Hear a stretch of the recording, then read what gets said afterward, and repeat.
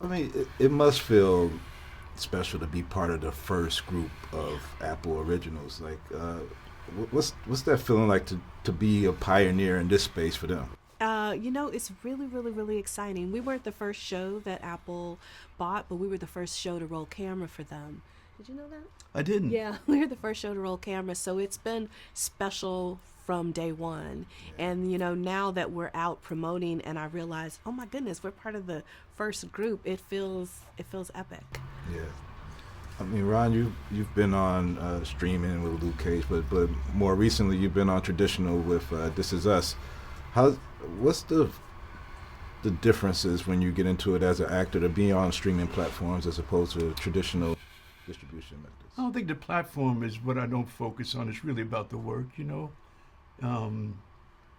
If the work is there and the scripts are good, it really is about focusing on that, and then afterwards you start to realize what platform and who sees what and where and what have you. So it's nice to have more opportunities now that we have, Apple and other channels that are giving more diverse stories. So that feels really good from where I come from tradition where it was just limited ABC, NBC, CBS, you know what I mean? Yeah. And now to have these other platforms to have a diversity is really wonderful. I'm so glad to be a part of that.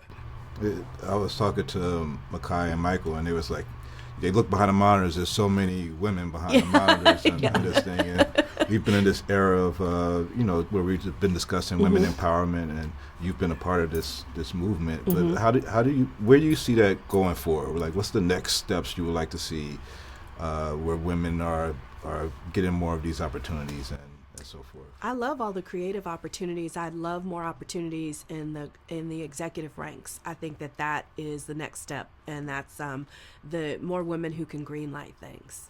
Yeah, I think that's the next step that we all hope for. You also, you're a showrunner on here, but you've been a writer in the past, and when you have a service where people are binge watching a show, is the writing different than when you go back to when there was 3 networks and you had to wait every week? Is there a different form of writing when you're writing for binge watch audiences, so to speak? The only way that affected the writer's room is that we had an idea that it might possibly be the first 3.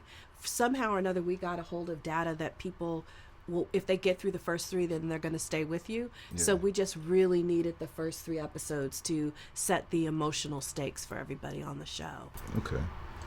What's the perks of this? Do y'all get like free iPads? Do y'all not have to wait online for the Genius Bar and make Genius Bar appointments? It's got to be something that Apple is hooking up for you guys. Yeah, the Apple is very, very generous in every way. Yes, they are. I would say the same. Yeah, there's a lot of little perks, man. Of course, man, and they make it. They're beautiful. They're beautiful in that way. Yeah. Last question I have to ask is, like, there's been so much talk around casting these days of British actors versus American actors, especially for black actors. And this one with Makai and Michael and Ron, there's a lot of American great black actors. And what do you think is the push for? I mean, why do you think there's been so many British actors getting more dramatic roles in some movies than American actors? So, as a producer, what do you think the casting seemed to lean that way, at least? I'm not sure, but I just feel like the best person for the role is the only answer ever. And I don't think that we took into consideration whether someone was American or British. We just knew that these were the actors that we wanted for the part, and it just fell that way. Yeah. So it's just the best person for the role, in my opinion. I think you got the best people. Also, just real quick, I wanted to say there's an element that's missing that people forget. Traditionally, money has been sucked out of the arts here in America. So traditionally, you have more funding in the arts. So most people think that actors are more prepared because they come from an artistic educational background, whereas here, so much money has been sucked out of the arts. Instruments are not in schools. We don't have theater programs.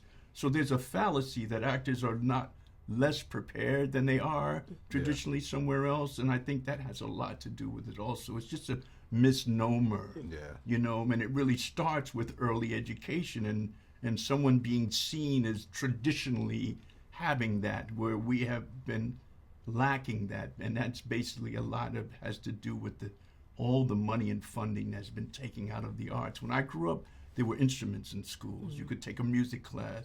There were no more instruments. That's one of the reasons why hip hop evolved the way it did, because without instruments, they made up instruments with their mouth and things. So I think that's an element that we should continue to talk about in the future. It's a great show. Can't wait to see more. I've seen half of it. Thank Can't wait you, to see the other brother. half of the series. Thank keep you. on doing your thing. We'll God keep on bless, watching. man. Thank you you. so much, man.